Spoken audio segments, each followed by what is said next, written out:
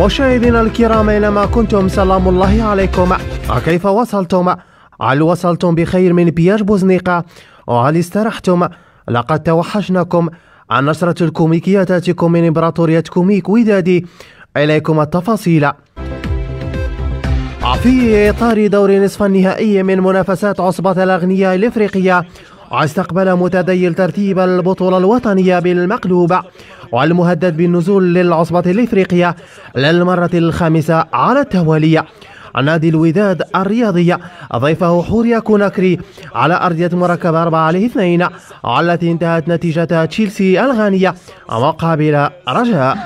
عقب إلى انطلاق المقابلة تراقصت الوينارز مع ميشيل بإقفاز، حيث كان الكل يغني وميشيل يرقص.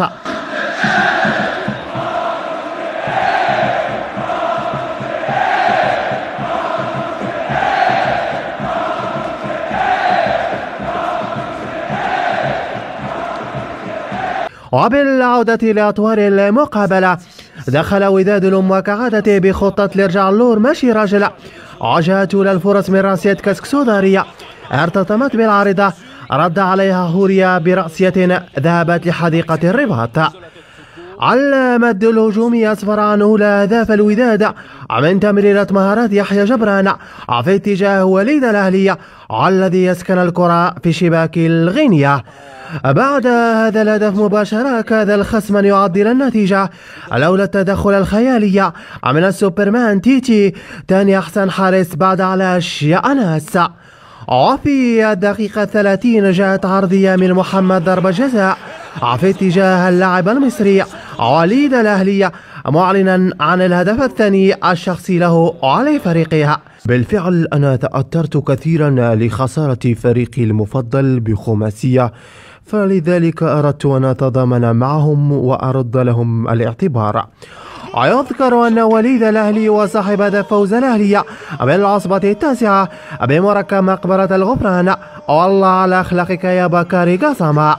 بعد هذا الهدف استمر ضغط الوداد، حيث وب3 دقائق مرر محمد ضربة جزاء الكرة لعبد اللطيف كنترول الذي سدد الكرة على طريقة ميسي في مرمى ريال بيتيس. في الشوط الثاني ورغم ذلك صعد الخصم من مستودع الملابس، حيث لعبت ركنية قصيرة كالعادة، لكنها صدقت لهم هذه المرة بعرضية وليد الأهلي في اتجاه محمد مزاغان الذي لم يعطلها وسجل الهدف الرابع. كيف ما كيعرف الجميع صراحة منتجع مازاغون عنده الفضل صراحة في التألق ديالي صراحة، وشكرا صراحة. في مجال الهدف الخامس من زهير بابوشة بتمريرة مليمترية من لاعب رجاء جديد مهارات يحيى جبران. وفيما شهدت المباراة حادث مؤسف أثر الاصطدام العفوية بين الحارس ولاعب هوريا أسفر عن كسر خطير جعل كل الجماهير واقفة ومصدومة. نتمنى الشفاء العاجل لخادم ضعي. فيما جاء تصريح من عن بديع مزين الذي لم نفهمه ماذا خال. المهم أننا نعتقد أنه تصريح جميل.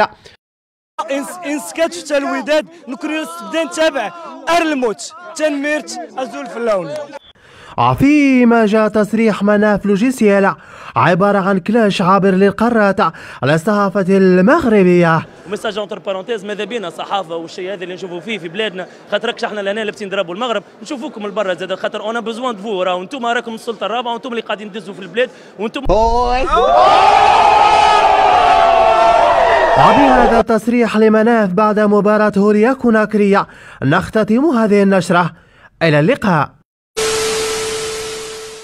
وكالعادة يا سادة، فإننا لن نزج لكم في هذه النشرة، فهل تعتقدون أن الحياة سهلة ولن نجبد لكم رجروجة؟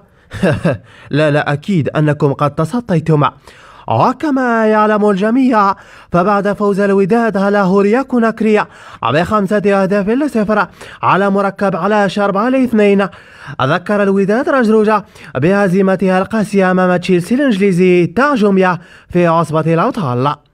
كما أن هوريا كوناكري المنهزمة أمس أمام الوداد بنتيجة تشيلسي لرجاء قد سبق له ونقص رجلوجة في نفس المنافسة على نفس المرمى التي سجل فيها هشام اللويسي الهدف التاريخي الذي لن ينساه الوداديون طويلا، حبذا لو كررها مهاجم مزاغان.